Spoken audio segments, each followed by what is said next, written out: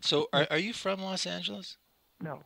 I'm No. from New York originally, and our family moved to the West Coast in the early 70s. We moved to Southern California in 78. And then around 82, I think, I moved up to town because I was working a lot, doing a lot of stuff. I was playing with people like Victor Feldman. Victor Feldman was a big one for me. I played with Joe Farrell, and I played with Airto and Flora, Purim. I was doing all kind of gigs. Things were sort of just popping open for me. Right. They really started to open up in the early 80s. And that's around the time I met Lenny. I believe Ted Hawk, the drummer, was the one who hooked me up with Lenny Breau. I had played with Ted some gigs, and he was real nice to me. Were you familiar with Lenny at that time? I had just known his name as one of those kind of legendary figures, but didn't know his playing that well until we started playing. I mean, you know, he was a legend among all the guitar players. So, I mean, when I told some guitar players I was playing with them, they all almost had a heart attack, you know. But so you just showed up at Dante's for the first gig, and there was probably no rehearsal, I would imagine.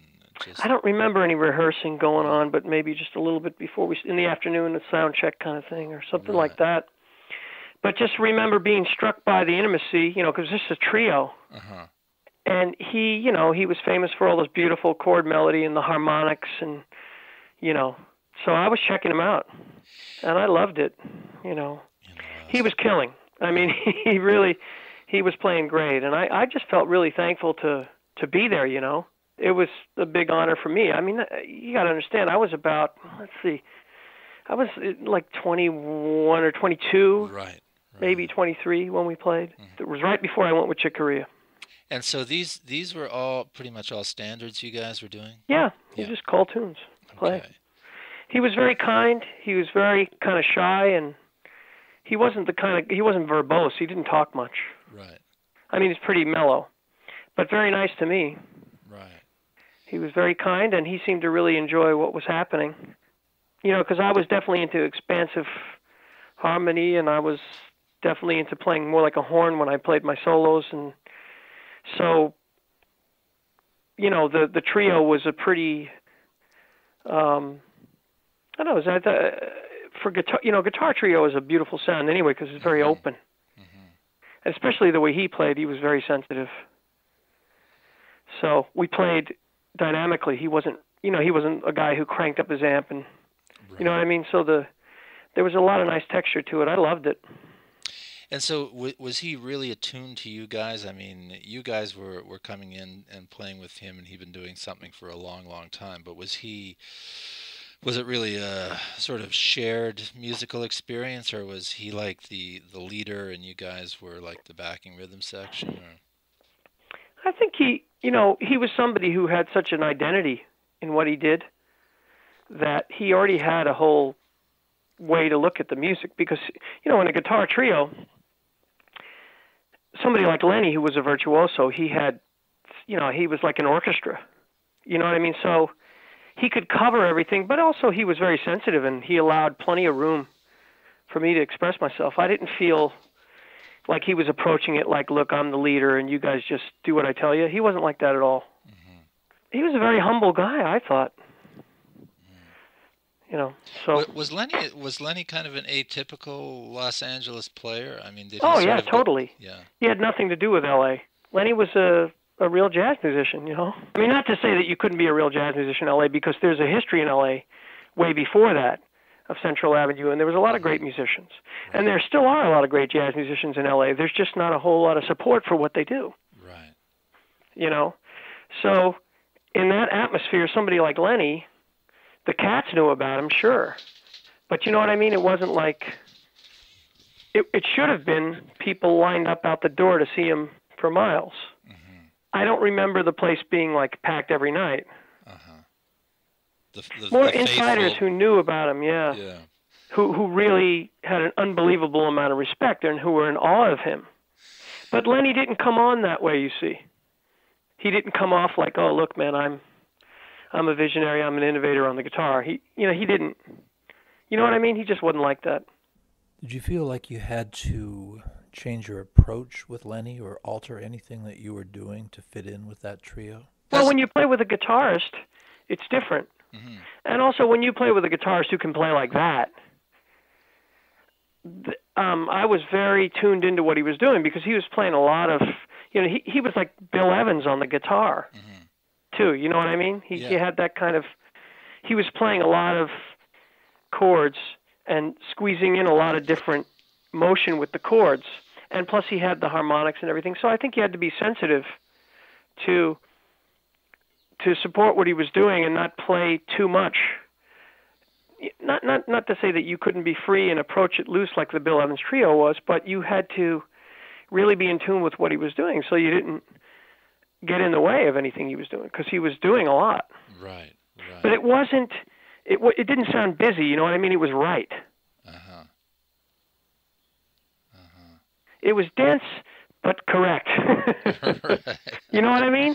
Like Bill Evans, sometimes he would be playing he'd give you a lot of harmonic information, but you never felt like, oh, that's just too much, because it was so beautiful. Also, Lenny Breau had a beautiful touch and a sound. That was his identity when he played the bell-like harmonics and played those beautiful chords. I mean, I was excited. It allowed me to play, softer and more, you know what I mean? It allowed us to be a lot more sensitive and have a lot more dynamic range. Right. And so he played off you guys or with you guys quite a bit. I mean, he was listening He did that as well, yeah. I mean, he sort of, obviously he had his thing because his thing was so advanced. So he had his direction and he was doing things, and you needed to follow in that. Right. Like I said, you needed to support that and let that happen because it was very unique. Yeah. But within that, I think he certainly was listening, sure. I can see it now. I mean, I can see Donte's was a really dark club, kind of funky, old, well-worn jazz club in L.A. Right. It was a dark place, So I remember there wasn't much light on the stage, and it was just the three of us, man. And I remember how we sat. I remember him sitting there and just playing beautifully. I was happy to be on the gig. So it was a gig that you really appreciated then? Yeah, I loved it. Yeah. I mean, I was doing a lot of different gigs with a lot of different people, but that was kind of special in that he was such a unique guy. He played with a lot of people, but then they're the ones who were the real artists. Yeah. You know what I mean? And like Chick and Wayne and these kind of guys. Lenny was very special on the guitar. It was special to me, right. And I feel like I was privileged to get a chance to play with him. And I guess he liked me. I mean, he was real nice to me. Right. Did he talk about your playing? I mean, was he complimentary to you guys? Yeah, he was real nice. Right. Which was very encouraging to me. Yeah. Because I respected him a lot. He knew what I was trying to do, and he knew I was going in that direction of the bass players that were also trying to stretch out a little bit. Which makes sense because that was the big tradition in the Bill Evans Trio, actually, too. Scotty LaFaro and Eddie Gomez and those guys, they were all reaching as not just as accompanists, but also as soloists. Yeah. So maybe that's also why it worked so well, because I knew that tradition pretty well. I have a lot of good memories of that time period. And Lenny was one of those things that was one of those unfulfilled promises in a way, because I think we were onto something. Hey, nice drum solo on that. Man, I knew you were at it. Why don't you come up and sing a song, Jack? I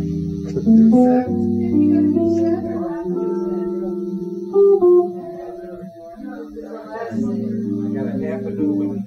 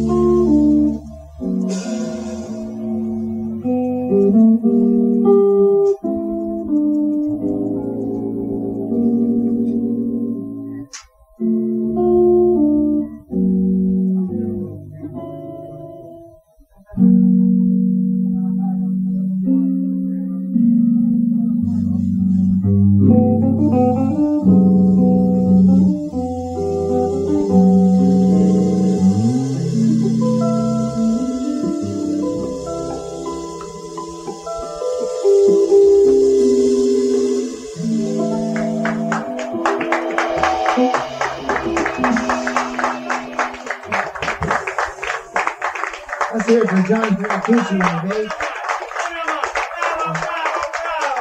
Let me see it again. Head off on drums. Lenny Breau on guitar. Thank you very much.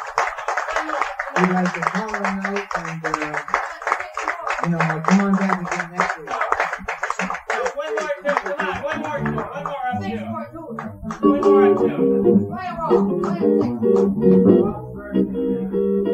Yeah, it's Bob's birthday.